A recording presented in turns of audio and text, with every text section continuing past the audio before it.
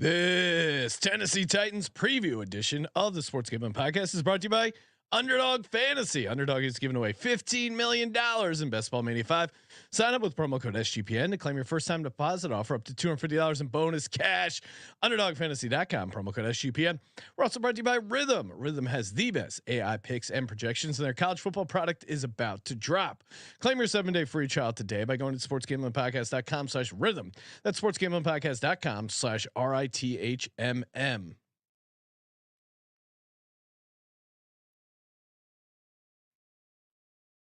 Let it ride, baby.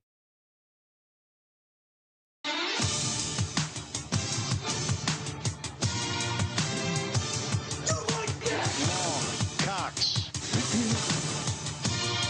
He's one of those guys who will get penetration.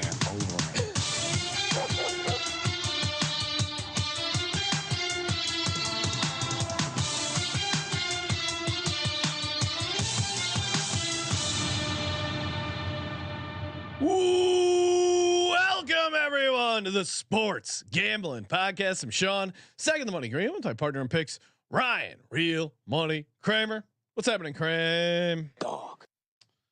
Powers to be are trying to keep us from talking about the Tennessee Titans. They cannot. The truth must get out there about the Tennessee Titans. Our love for the Tennessee Titans.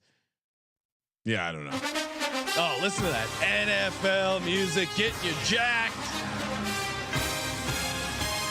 Yeah, if you've just tuning in, if you're, one of those Johnny come latelys, just getting back into football, you may have missed. Kramer and I have fallen in love with the Tennessee Titans. Their offense, their fantasy. We'll see how far we go up the Tennessee Titans ladder. Do you remember the origin story? Oh well, I think you hitting a hand pay in the slot machine. It was the week we were out doing the pregame show or the morning show for VSiN. Shout out to the Follow the Money Army. Right after the Super Bowl. Yeah. And what do you know? First hand pay. What do you know? Well, Tennessee Titan hand pay. Okay. That was part of our pretty dumb travel schedule or maybe it was the Super Bowl week. I don't know. It all blended together. But the one it was like the Friday before the Super Bowl where we just decided to stay up all night and not get a hotel and fly back early Saturday. Right? No, I think it was after, right? No, I think that was the Friday before the Super Bowl. Then we came back out on Monday night to fill in for the rest of the morning show Tuesday to Friday. So putting in the work, triple headers. We got 3 episodes, including a Hall of Fame preview. Football is officially back. How can you not get excited for football, Ryan? I think we need to hear a new one of our new theme songs, courtesy of Carl Restivo, getting us jacked for the NFL. Just play that first part, the intro, the hook. I played it for my wife. She enjoyed it. Did she? Now She honestly enjoyed it? Yeah, I think she liked it. Okay. When she's cooking in the kitchen, I don't know if Carl's DJing song is gonna make it over Taylor Swift, but yeah. Shake it off. Hey DJs, it's time for some football. Who do you like? Shit, I like them all. What type of friend says gamble is a sin? Yo, if you know bet, you know when. Hey DJs, it's time for some football. I will say, it does have a catchy hook. Yeah, I just find myself walking around going, "Hey DJs, it's time for some football." Scare my dog. And speaking of the dog, shout out to Spuds in studio, and shout out to you, the viewers. Of course, we're doing the phrase that pays. 1 word each team preview. Submit all 32 team words. Or all 32 words in order. It creates a phrase. Today's word for the Titans team preview: time. Whoa. Time is the word, and so we're already 5 words in. If you missed it, obviously go back. These team previews are evergreen unless there's some horrific injury. But coming off the 2023 Titans team, which we were both high on, me probably a little bit higher if I recall correctly. Titans ended up going 6-11, win total 7.5. We both incorrectly had the over. We liked Vrabel. Yeah, and they weren't that far off. Like they had a couple of close losses in that. I also think I mean, I'm not going to say like, hey, I put you on the right side of that one, but it wasn't like we were way off. I mean, there was a overtime loss against 2 overtime losses, including the Colts and the Texans, both winnable games for them. And they lost like a 2016 game to the Steelers, a 2017 game to the Seahawks. Like there were some close losses. Yeah, I think also, and even opening day, one of my locks was the Titans +3.5. Saints had a chance to kick a field, or no, the Titans had a chance. Or wait, what was it? I think the Saints had a chance to go for it and they didn't. Or Vrabel did something super conservative. They ended up losing by 1 point there, but they did get the cover. So shout out to you, Vrabel. Got to kick the field goal, cut it to 1 possession. You know? Yeah, I think that's what they did. So again, do you think some of this began when they traded AJ Brown? Oh yeah, I mean. Because really, that was and it's been 2 seasons of really kind of being bad. Yeah, AJ Brown was an alpha, still is an alpha, a true dog. I don't know if there are many receivers that do that, but he does help elevate the quarterback. For the most part, I think it's elite level quarterbacks elevate the receivers around them. But I think a guy like AJ Brown, I mean, you saw Jalen Hurts pre and post AJ Brown. He's awesome. And I think this Tennessee Titans team misses a guy like AJ Brown, but DeAndre Hopkins came in last year. There were some moments, especially with Will Levis getting the deep ball going. That was pretty interesting. Turnover margin -6. So maybe that comes back a little bit. Their defense, I think they had like a really good red zone defense, not amazing defense overall, because they let a lot of teams get in the red zone. And that's when they tightened up. Well, they're actually not the worst example of a team that had a decent back end, that the pass rush wasn't always getting home. Yeah. And why it's important to have a pass rush and not a back end. I think the story with this team, like last year into this year, is it's a different team. They basically said, we don't want to be the team we used to be. Yeah. We don't want to be a team that relies on the running, or at least a bell cow back. And that's our identity. And they went out and they changed in every way, coaching, players. I mean, they didn't spend the most in free agency, but they, in some ways, they got the most because it wasn't a big quarterback spending or something like the Falcons. Yeah. I think were technically number 1, but the Kirk Cousins deal is a huge part of that. I think when I think about the teams that went out and just brought in players at areas they needed. Receiver, cornerback. I mean, you name it. L'Jarius Sneed, they got him in. I think that's a huge pickup. Cushenberry for the offensive line. I think that's kind of an underrated signing. Bring up the players. Yeah, the key additions. I thought they did pretty well in the draft class. Getting offensive tackle JC Latham. Some of these other guys I think could pop for them. Besides, bringing in L'Jarius Sneed, which I think is huge and probably not talked about enough. Veteran kicker Nick Folk, Chidobe Awuzie, who's kind of on the downward slide, but I think adds a little depth. You mentioned Calvin Ridley, my boy Tyler Boyd, Tony Pollard coming in there as well. And yeah, the Cushenberry signing I think is going to be pretty big. You look at the position ranks, quarterback 31, which I think is not being fair to Will Levis, but all right, that aside, running backs 15, receiver, tight ends 11, offensive line 26. And I think this is where it gets interesting because you're not aware of the coach. Yeah. I think they're not factoring in the coach enough because a great offensive line coach really can get the most out of him. And Brian Callahan, head coach, he brought in his dad to coach the Bill Callahan to coach the O-line, 25 years NFL experience, 46 years of coaching experience. I just don't see this team being a bottom 5, bottom even 10. Like I think they're middle of the pack and could be more, especially if you get some of that running game going. And I was listening, Ryan, you kind of mentioned the changes. I think the biggest thing, especially on the offensive side, is that for a long time here in Tennessee, they have been a run first team, right? And they had those backs to build around. Eddie Royal,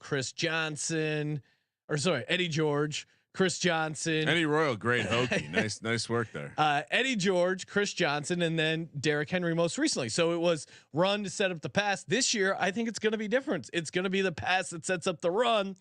Our buddies over at ETR, they think that Titans could lead the league in pass rate over expectation. I don't understand why it doesn't translate as much to their ratings, but scheduling wise, they look decent. They have an early week 5 bye and no short weeks all season, so don't have to play any short weeks, which is nice. And it nice is interesting, right? Rest advantage. You have, the difference between a team that's in their division, the Colts. Everyone's excited about how fast this offense is going to play. The same kind of thing, right? The opportunity the ceiling it's going to provide, and yet, for whatever reason, the Titans are falling through the cracks. I have seen people starting to latch on. The Will Levis pass yards prop has come down. I think people are you're seeing the ADPs coming down of D-Hop and Calvin Ridley. I just think this team made a lot of really strong moves where they're either going to find out. This is the classic. They'll find out what they have in Will Levis. Yep. Or they'll be drafting a quarterback next year with a decent set of free agents around them. Ryan, so we have been talking about obviously Callahan comes over. He was the OC from the Cincinnati Bengals. I think there's a decent chance for him to get in the mix of a coach of the year. It's right on the edge there because they did win 6 games. So not a total disaster last year in Vrabel, but I think if some of those close losses break the right way, you get the turnover differential, you get Will Levis making a jump here in year 2, you get a better offensive line for the Titans. You can see the optimism. Now Callahan comes over, very good run there. Well, he's an offensive guy too. That's what, because if they're good, it's going to be because of the offense, and he'll get a lot of credit for that. Totally. And so you had mentioned what Joe Burrow did, I think, on our VSiN show, year 2, how many passing yards he threw for. And again, we already given it out. We'll give it out again at the end of the show. But of course, Will Levis to lead the league in passing yards, 70-1 in some spots. I think Circa's hanging to 60-1. Either way, I'm all in. And I know it's easy to say, well, Brian Callahan, he had Joe Burrow and Jamar Chase. Of course he's going to be good. Well, with us being the Sports Gambling Podcast, let's take a deeper look. What about Brian Callahan with Jake Browning? No one thought Jake Browning was going to come in and run that offense at a high level. Sure, he had some good receivers. Did Cincinnati have the best offensive line, Ryan? Correct me if I'm wrong. I don't think they did. Not very good. In 7 games, Jake Browning threw 70.4%, 1,936 yards. You extend that to a 17-game sample, 4,701 passing yards. That's a formula to cash you a 70-1. Let's go, Will Levis, most passing yards. Kramer, I mean, Jake Browning, it's not like he was some big prospect. He was a guy that came into this Callahan system. There's a lot of similarities and played pretty well. And maybe Jake Browning is underrated, but I think Will Levis can do what Jake Browning did in that Bengals system. And I think he has similar opportunities. They also both dated pretty attractive women. So true alpha's there. I mean, that to me, because it's easy to say it's easy to dismiss. Oh, we had Joe Burrow. Of course the offense was good, but look at their offense when they had Jake Browning. They were pretty good. I mean, and it seems as though he's going to run the same type of offense, which candidly, it makes me a little worried about Chig. The offense out there never really utilized the tight end a ton, but they did always seem to be striving for a guy like this, someone that could work the seam. And so it's a 3 wide receiver heavy set. That's why they brought in, I keep wanting to call him Treylon Burks, but Tyler Boyd. I think it's an important role in the offense, and you keep hearing it, but Calvin Ridley is in the Jamar Chase role. You have D-Hop in the T Higgins role. You have Tyler Boyd in the Tyler Boyd role. You can see how it's going to work, and the pass catching running backs. That's the most impressive. Like, they've even replicated that, right? You have a committee. Maybe Tajay Spears is a little bit more of your traditional running back. Does sound like they're going to use Pollard like he was deployed when he was playing college ball in Tennessee at Memphis as a little bit more of a wide receiver. So you want to talk to me about a team that could look very fun and exciting. And I mentioned this on a previous show, but Will Levis led the league last year in deep throw percentage. So his willingness to take those shots, you're gonna have to honor it. And I think the thing that holds this back is that Will Levis just does too much of the button smashing Josh Allen stuff. Like what we fell in love with. Like when he throws a pass, realizes it's a bad pass, immediately tries to go make the tackle, but it bounces off and he catches it. Like that was a dog play though. Like I know he had some rough spots, and I see someone in the chat, a wax to face, saying, I just thought Levis was terrible after his debut. That's fair. And again, it was a small sample size, but there were some moments, that Miami game, that nice comeback there, throwing 4 touchdowns in his debut game. This is a projection, right? I mean, it's very easy to just be like, oh, this is what they did last year. This is what they'll do this year. But I think everything is kind of lining up for us to maximize what Will Levis has. What got worse? That's a great question. I don't know. Maybe the defense. Maybe you're worried about the Vrabel probably did get a lot out of this defense, but whatever bringing in Snead, I think is huge. But whatever you lost there, you went out and got some players and you flipped it. Now you have the plus EV side of the ball is the offensive side, whether it's the play calling, the scheming, or most importantly, the floor of your offensive line, knowing that you have arguably the best offensive line coach in the league. Yeah, and I mean, Latham, if he starts at left tackle, he is a rookie. And whatever. If he's a bust, that could derail the team. If Levis really struggles, that could do it. But everything on paper seems to be breaking right. And I don't know. Maybe I'm crazy. Maybe I'm too high on this team. But we are definitely too high on this team. Certainly higher than market. The market says so. That being said, the narratives all make sense. Certainly, I mean, I guess fantasy excitement, but I think we're the only ones excited.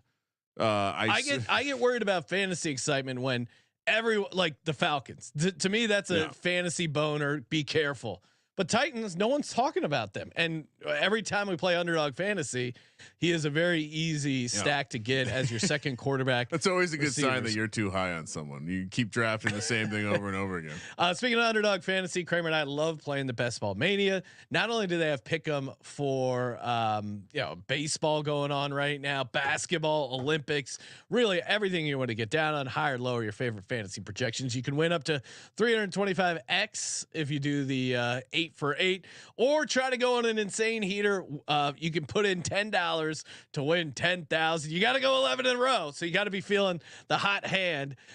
Just so many ways to win over on Underdog Fantasy. Love the best ball drafts. It's the only way to draft fantasy football. UnderdogFantasy.com, promo code SGPN. Get that sweet deposit match up to $250 in bonus cash. And of course, if you're listening to the show, you're probably a person who has multiple accounts. Well, what's the best way to get the best line at multiple accounts? That's right, oddsjam.com. OddsJam has you covered, giving you the best odds for all your accounts, US and Canada. Bet Online, Bovada, DraftKings, FanDuel, they got it all. They also give you arbitrage opportunities where you bet both sides of a game, lock in a sweet middle, and guarantee yourself a profit. They tell you, hey, you got to bet this much to guarantee that much, etc. And then again, if you're playing underdog, you got to check out their the plus EV plays they offer. Highly recommend it. Underdog Fantasy. They have you covered there. And again, get the 7-day free trial and 35% off. That's right, 35% off for the first month. Try it for the first. Get in now. Get some NFL plays in. Try it out for baseball. See if you like it. 7 days, totally free. Promo code SGPN, 35% off the first month. OddsJam.com. Promo code SGPN. All right. So we're both high on the team. We both like all the acquisitions. We see no flaws in the.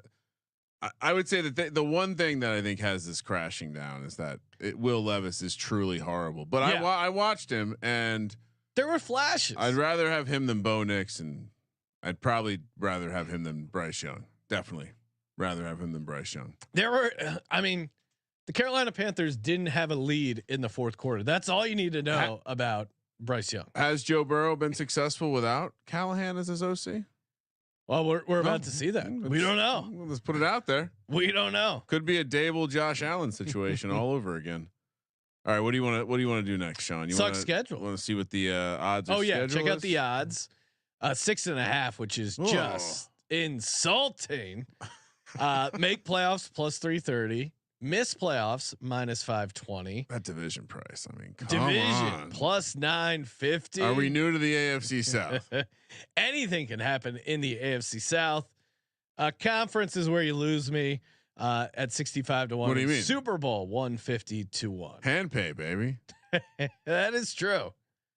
I mean, maybe stay for the season predictions, but would you?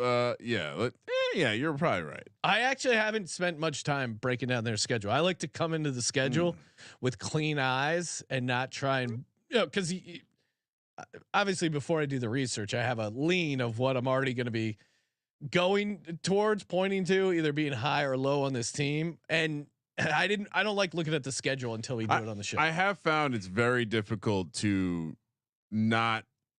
Yeah, I mean, at the end of the day, we've been talking about football for the last like 4 months, so we already have an opinion on all these things. So trying to actually dive in objectively is very difficult. Usually, just find myself reading stuff from people who I know I'm going to disagree with, and I'm like, that's stupid. Moving along. All right, we have the 17th most difficult schedule according to the numbers.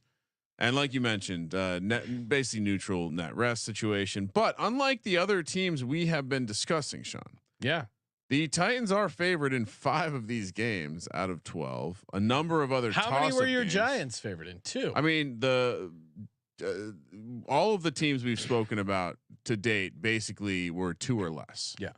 Similar win total, 2 or less. Now, big bump up. 9 home games, 8 road games. And here we go. You look at if you're in the sheets, you'll see the spreads or the schedules are color coded with the spread. And typically when you're down here, it's a lot more red than this. A lot of winnable games. Well, they start out. Wait, I was going to say, ignore everything I just said. I'm completely reading the wrong data. Too tired. All right. 6th strength. People talk about the strength of schedule being hard. They have the 6th hardest schedule. Like you mentioned, net rest only favored in 1 game. That makes more sense. But a lot of toss-up games here, field goal or less, Sean. Yeah, 7 of them. So, and there's a lot of like division games too, where it's sitting at 4-3. I don't think I will say game of the year stuff does not understand the AFC flow chart. All right, no. I will say they did put him in the Sunday corner. Only 1 primetime game. All right, so we get open against Chicago. I mean, come on, you're gonna lay 4.5 with Caleb Williams. Get out of here. Then they go on Then they get the Jets at home, the Packers at home, at Dolphins. Still early, so probably a Florida game, but it is a night game. It's one of these Monday night doubleheaders. They'll play this one at 4:30 p.m. on the West Coast. Sean. Oh, how long are they doing the Monday night doubleheaders this season? Do we know? There's a handful of them, but they pick the weirdest time slots. I'll say this. I think kind of the Jets, you could make a case, would be the toughest game, but that is a ultimate letdown spot for the Jets, Ryan, because the Jets open up on Monday night, right? And they're in San Francisco, Bay Area kid, Aaron Rodgers finally makes it back, finally gets through a game. And then they're coming back short week after that West Coast trip. This is a sleepy spot for the Jets early. Not just that, they have a Thursday night football game on deck. Yeah. That is a great time to play the New York Jets. Packers, I think they'll be in the mix of that game. And then Dolphins. Do we know the Packers are good? I don't know. I mean, Jordan Love lost to some quarterbacks that I think are worse than Will Levis. Certainly quarterbacks that won't be starting this season. Tommy DeVito. I'm going to go 3-1 for our Tennessee Titans. Wow. What are you doing? That feels very aggressive. I'm just confirming something. All right. Yeah, I'm right. Okay. Miami is coming home from a game. So Miami plays Seattle the week before in Seattle as well. Yeah. That's a tough. I mean, the Dolphins game, I think, the spread reflects it, is their toughest spot in this first 4. Okay. I think you're probably right. I think they might start 2-0 and then drop a couple games, but I'm going to love them against the spread in so many of these weeks. early bye week, which I do kind of like for this. It's great for a new head coach, right? Because we talk about it. Yeah, it's good for a rookie quarterback, but a new head coach having time to adjust, having the early bye is huge. So I think this is a good week 5 bye, and you don't even. And that's the other thing. They don't play any weeks on short rest, which I mentioned earlier, and you see it here, right? You don't have to worry about playing Monday and then playing the Sunday. You go right into your bye. I don't think the rest of the way they don't have a Thursday night game, so it's all spaced out evenly, giving you that nice routine, something to build some momentum on. Yeah, and a couple of like advantage spots too. All right, coming off the bye, they got the Colts at home, at Buffalo, at Detroit, and then the Patriots at home. The first game they'll be favored in. I mean, I think you have to start here at 2-2. These are 2 very difficult road games. Certainly, the Buffalo. Here's the thing though. Buffalo. Guess what, Sean? Coming off 3 straight road games, and then they go to Seattle after Tennessee. There's Tennessee is just the meat of everyone's sandwich. I'm going to. I could talk my way around like all of their spots being positive. It's kind of wild. It makes me nervous. I mean, what about the Lions? Oh well, they have a at Dallas, at Minnesota, then Tennessee at home, then at Green Bay, at Houston. Well, everything's a sandwich spot. And if you remember, that Dallas game was really that game that got the chip on the Lions' shoulder that allowed them to go on that late season run, right? That's going to be a huge revenge spot for this Lions team. And I think there's a letdown spot for them. Similar, like you're playing the Jets in a letdown spot. You're playing the Lions in a letdown spot. The Bills, you mentioned the weird travel stuff around it. Colts at home. You get a dome team on that long Tennessee grass. Patriots, they suck. I'll go 2-2. And we are now 9 weeks into the season, Sean. They have only played 1 division game. So you want to talk about a team that might be if their season does start slow, they might be a nice value in the division market. Well, yeah, and jumping ahead, they play 4 division games in the last 5 weeks. So, all right. So you went 2-2 here. Yeah. I think. What are you doing, man? I would love to be able to pick for them to win one of those back-to-back road spots, but it's very difficult. Is true. 2-2. 2-2. Okay. Then so you got them 4-4 at the halfway mark, still flying under the radar. I think they'll be in the mix. Then we have at Chargers. That will be a home game for the Titans fans at this point. 'Cause they'll be optimistic though. They're 4-4. Vikings at home, at Texans, at Commanders. Oh, I mean, there are wins here. There are wins to be had here. Commanders. Yeah, I'll go 2-2. I mean, Commanders. You think they should be able to handle them, but it is a back-to-back road spot after a division game. At Houston's going to be tough, but I think if they can beat the Commanders, I think they can squeeze out a win between the Chargers or Vikings at home. That's a non-conference road spot for JJ McCarthy or Sam Darnold. You put L'Jarius Sneed on Jefferson. Maybe you got a shot there. 2-2 feels about right. All right, last 5. Well, they haven't played the Jags yet. This is the best part. The Jags are melting down at this point in the season. Jags at home, Bengals at home, at Colts. Thank you, Commissioner Goodell. You wonder why people get mad at Commissioner Goodell, but he schedules the games you want to see. Yeah, Callahan versus Joe Burrow and the Joey B and the Bengals. Yeah, you got to have that. And then at Colts, at Jags, Texans at home. I mean, I kind of will just give them a divisional split. Okay. So they're going to drop 2 games here. And you know what? Let's say a little Dable. Joe Burrow might have lost his mind, certainly with that haircut, but there was a great, I was watching Brian Baldinger talk to Joe Burrow, and he just looked perplexed at what the fuck was going on with his hair. But yeah, you know what? 3-2. 3-2. Where did we get to? 9-8.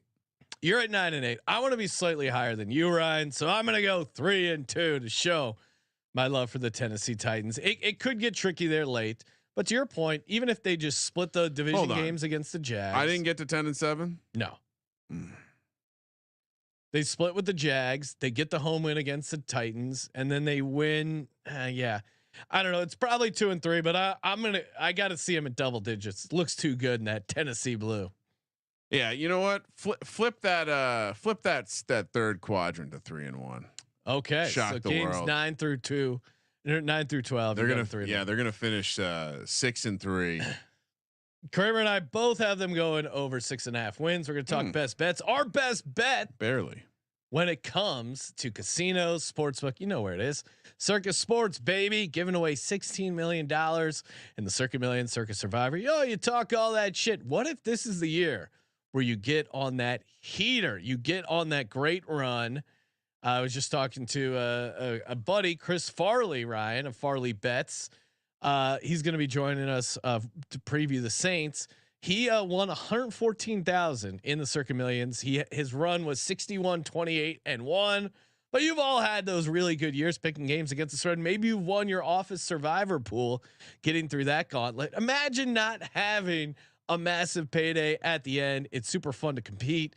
You get the quarterly prizes with the millions, and you sign up in Nevada. You can play from anywhere. We got to deal with the proxy, footballcontestproxy.com, promo code SGP. Maddie, get you $50 off a proxy fee. And if you're coming out contest weekend, we got some open bar events. Kramer and I will be doing some podcasts. We'll be getting drunk and betting on sports. That's kind of the deal. August 22nd through the 24th. Use the promo code SGP15. Get you 15% off your hotel room. And of course, we're also brought to you by Rhythm. That's right. Rhythm is your home for the best AI picks and props. Their NFL college football models will be dropping any day now. So you want to get in, get that free 7-day trial. They've been killing it in golf. Of course, go to sportsgamblingpodcast.com/rhythm. Sportsgamblingpodcast.com/rhythm. RITHMM. Get you that 7-day free trial. I don't want to ruin the NFL Week 1 pick show, but I did just bet on the Titans money line. Oh, how dare you, Ryan? How dare you? I will be getting a paper ticket to match, and that when we're out in Las Vegas. Yes, that is, someone needs to come up with a product where you can have matching digital and because sometimes I want to get the bet in quickly, but I also want a paper ticket. Think they would mail? Maybe they can mail me paper tickets for futures. That'd be a great. You could pay like maybe a small fee and get like a commemorative ticket. Have your local bookie just start printing out tickets. I mean, Ryan. So what do we like? What are we betting on? We got over 6.5 wins, right? Yeah, I got some tickets here if you want to. How high do we want to go up the ladder? You're also on Will Levis, most passing yards. I got a ticket right here from the Circa. Okay. I'll give you the 70-1 being offered online. What else? Callahan, you got? I got the coach of the year right here in front of me. Okay. I'll call this 23-1 because that's what Circa is offering. And I don't know, like, yeah, I do like them to make the playoffs at plus 330, but again, if the Titans make the playoffs, Bill Callahan's going to have a damn good case for coach of the year. So I do think, Titans make playoffs plus 330. Kramer, I'm assuming you're co-signing that. I mean, to your point, I think the better. Or should we just let's just delete it. Here's what I did. I went to I think it was after one of our show. My ritual when we were doing the morning VSiN show was just head down to the book after the show, file in all the picks from the show, and have a conversation with the ticket writer. And I got up there and I was planning on doing a bunch more stuff for the Titans, and I'm like, man, if any of this stuff hits the 23 to. Like, just put more on the coach of the year. Yeah, even division at plus 950. I ended up taking a small piece of the division just in case. I think division makes sense.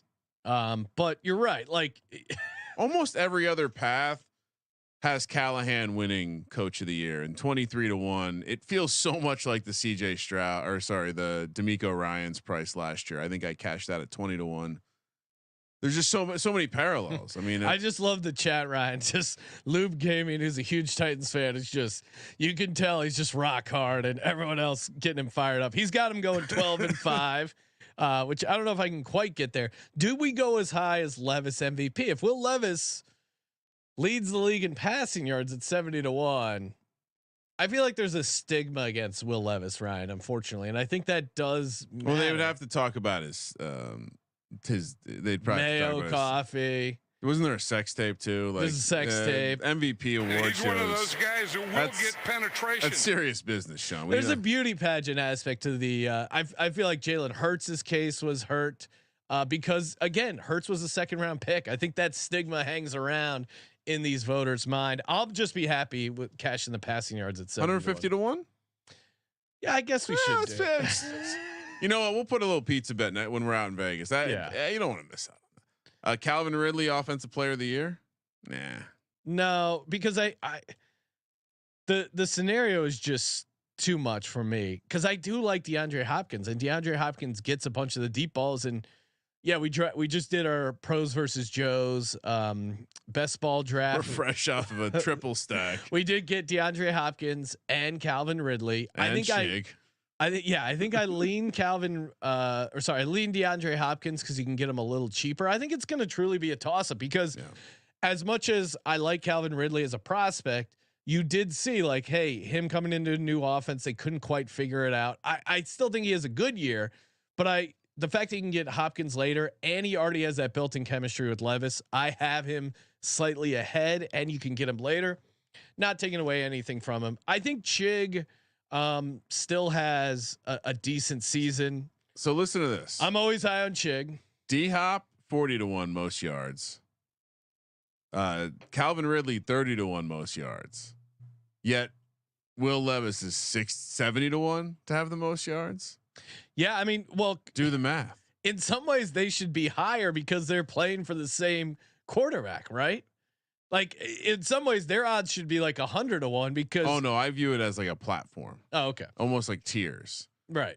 Like to me, you shouldn't have multiple receivers from a quarterback that you have that far down the board. True. In that range. That would be my handicap. It would be kind of like if they had well, I'm sure Matt Stafford is probably mispriced, but Matt Stafford being all the way down the board. Yeah, see, Stafford's 14 to 1. That makes a lot more sense because he's got multiple guys priced up in that juicy range. Oh, so yeah, okay, yeah. I was kind of comparing it to another. So if you're looking at it the other way, so Cooper Kupp and Puka Nacua both probably have similar odds to. So yeah, Puka Nacua is 14 to 1. Yeah, Cooper Kupp is a little further down the board, but he's 28 to 1. Matt Stafford matching kind of with Puka at 14 to 1. Great point. The Calvin Ridley and D Hop being kind of in that second tier, which in this market, that's kind of like the second chunk, the second tier. For them to be in the second tier and Will Levis basically to be off the board, feels like someone fell asleep at the wheel, Sean. Feels like someone fell asleep at the wheel. So if that goes well, is it possible that they also are playing with a? So is the version of the Titans that they're coming from behind all the time, or they're just foot on the gas playing? I think both work, right? If they are playing from behind, they're going to be throwing the ball, but it does seem like from what I'm reading about their offense, what they're expected to do, the fact that Tony Pollard and Tajay Spears aren't workhorse backs. They don't have a Derrick Henry that they're going to use to set up the run to use it set up the pass. Like I think they're going to be throwing a bunch regardless of game script. I agree with ETR, their assessment that the Titans might lead the league in pass rate over exception. And if you think I'm crazy, if you think I just have a random hard on for Will Levis, just go look at the Jake Browning numbers. Go through the game logs. Go look at those situations. Look at who he had out there. Well, and tell me he can't do what Jake Browning did. Like get your yarn out and your thumbtacks. How is Will Levis 10 to 1 to lead the league in interceptions? Yes. Like none of these odds add up to that 70 to 1 most passing yards. No, to your point, Ryan, the interception market means you're going to be out there throwing a bunch. Yeah. So it should be. Yeah, like should we look at his most touchdown market? Okay, sure. Talk me into that. It's only 40 to 1. Yeah, see, that's why like the yards. Someone made a mistake. The yards you can get like multiple ways. There's a version where they're not as good, and he's still getting the yards, right? But he has to be pretty good to get the touchdowns. Like the touchdowns should be priced farther than the yards. He's fucking priced with JJ McCarthy. He's priced with JJ McCarthy. Yeah, JJ McCarthy might not start week 1. In fact, he's not favored to start week 1, is he? Yeah, that's crazy. All right, anything else? I'm just looking at some of these game logs from our boy Jake Browning. I mean, yeah, I think if you like, without even getting into the Browning, just go look at what Burrow did his first year in the system. His first year in the system, he threw for 4,600 yards. I think right. Browning had 3 games above 300 yards, and some of the teams they're playing, like the Bengals played the Vikings at home. He threw for 324 yards against a lot of the guys he's going to be seeing in for the Vikings. No, I mean, you can look at this multiple ways, right? Like backup quarterback and Jamar Chase, obviously very good, drawing a bunch of attention, but yeah, 4 for 64. I mean, all right, let's and look at I mean, fucking Tanner Hudson 5 for 49. Like, be real about it though. The Jamar Chase is great. T Higgins is very good, but Calvin Ridley pretty fucking good. D Hop pretty fucking good as well. Yeah, obviously the Bengals receivers are better, but I don't think it's a crazy. I don't think it's a crazy difference. Like that's not an obviously, because I don't know if there's a better contested catch wide receiver. Well, for Will Levis too. I mean, D Hop is perfect, and if Calvin Ridley can get back to what he was pre, dabbling in the little same game parlay, we got something here. He was a former first round pick. I mean, look at this game against the Jaguars. They're gonna play the Jaguars twice. You don't think Callahan knows how to get after him? Browning was 32 of 37, 354 yards, only had 1 touchdown. He did have a rushing touchdown. He had 2 carries for 22 yards. One difference between the Bengals. Jamar Chase did have an insane game that one. Yeah, but I'm not worried. They have their own Jamar Chase. The one key difference to me between the Bengals and the Titans is the Titans project to have a worse defense. So from an offensive standpoint, great example, Ryan, because in a game the Bengals got blown out 34-11 by the Steelers. Guess how many passing yards Jake Browning threw for? 400. 335. Played the game wrong. 28 out of 42. And he threw 3 picks, which you might get some of those games with Will Levis, and he only had 1 touchdown. Like, I think Jake Browning kind of ran cold in some touchdown stuff. And that was a game. Yeah, that was a game without Jamar Chase. So, I mean, T Higgins did go off. So, but I think between Hopkins and Ridley, they should be pretty good. Our underdog plays for the season long stuff. And again, I just got this bet in. I paired it with lower Daniel Jones passing touchdown. Spoiler alert. I'm also obviously I like the Will Levis passing yards, but we've talked about that enough. Chigozimo Okonkwo, really? Higher 2.5 touchdowns. Dangerous. It's only 2.5, man. It's too dangerous. Chig had 4 his rookie year. # free Chig. I like Chig. I hope he has a good season, but I kind of need. He could be odd man out, but it's only 3 touchdowns. I kind of need to see it. Have you been listening to what DeAndre Hopkins has been saying this offseason? Just about how angry he is at the world and how he loves this Tennessee team and wants to show out. I don't know if I want to mess with his yards, but I have, and because I do believe this Calvin Ridley is going to be all over the place getting worked into the office, but I do. D Hop's going to score over higher than 4.5 touchdowns. Period. I think I fully expect he had 7 last year. I fully expect there to be a 2 or 3 deep ones, and then he's going to be a red zone target. So we're just going to keep this simple. As much as I like Ridley this year, his is 5.5 and 875.5. By the way, I'm taking D Hop higher 4.5 touchdowns. Simple systems. Yeah, I mean, obviously I'm in on D Hop, and I mean, yeah, I guess also too, like I think the running backs could get involved. Obviously I like Chig, the receivers, maybe even we see some Treylon Burks stuff. Like, should we sprinkle the Super Bowl just in case? No. Okay. I have more. I have one more. Okay. What else you got? I do like the idea of a what if the Colts and Titans finish 1-2. You can exact a box it, Sean, for 11-1. Yeah. No, thanks. No, I don't. To me, it's not juicy enough. You're just getting the Titans in the second hole, basically. Yeah, but then I think I think the AFC South is a complete crapshoot. I do like the division at 9-1, but if in the world where the Titans win, who knows who's going to be second, or vice versa. If the Titans get the second, I don't have a locked in play to who would be one there. At the price, I don't like it. They're not offering exact results. Oh wait, here we go. How about this? Titans, Colts, Texans, Jags, 45-1. Yeah. I'd just rather put more money on Will Levis passing yards. That's I can see it in my mind. Him just throwing a shit ton of balls. And I think they're going to be successful, but if they're not, he can still rack up a ton of passing yards. Like there's multiple scenarios where he leads the league in passing yards. All right.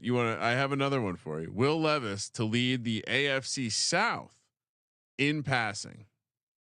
Okay. Now this is ridiculous. It's probably plus odds. 9-1. Whoa, my God. Put me down. This one's going in the digital wallet. All right.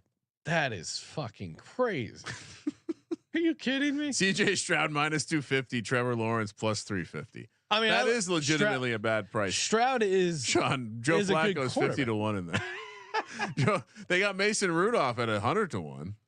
I mean the Flacco sprinkle. I mean, for a guy who. Oh no, Sean, I lied. Touchdowns is 9-1. Yards is 13-1. What? Joe Flacco 75-1. That same market. This is it's criminal. Mac Jones is 150-1.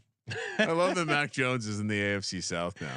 Oh, that's so great. These passing props over at DK, they are offering not just the starters. Every backup is listed in the most pass yards God and bless them. pass touchdowns market. What about the rushing leaders? Anything interesting there? I wouldn't look to play it for the Titans, but I'm intrigued as to.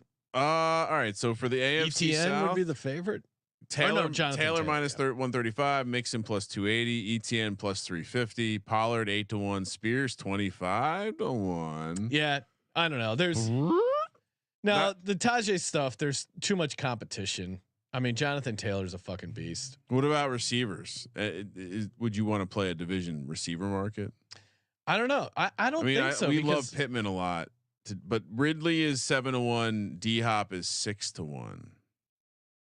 Interesting that Ridley's behind him. Yeah, that doesn't match the props. Chig 75-1. If you're wondering. I love Chig, but I would not play that. All right, Ryan, let's recap the bets here. Get the best bets up on the screen. We both like the over 6.5 wins. Will Levis, most passing yards, 70-1. The division lead the AFC South 13-1. Coach of the year, small sprinkle on the MVP. And did we miss anything? No. Underdog play. Kramer likes DeAndre Hopkins higher 4.5. I like Chig higher 2.5. I got him 10-7. Kramer has them 10-7. Sean, if the Circa is offering the AFC South passing leader, I think we make some sort of large investment. Yes. Reminder: the phrase that pays, 32 words, 32 team previews. Today's episode, the word was time. So make sure you get that in, jot it down, get your list going, because the $500 Circa ticket is up for grabs. 13-1. My God, that is crazy. My God. Thank you for participating in the Sports Gambling Someone's Podcast. gonna get fired. For the Sports Gambling Podcast, I'm Sean, stacking the money green. He's Ryan. Tighten up, y'all. Kramer, let it ride.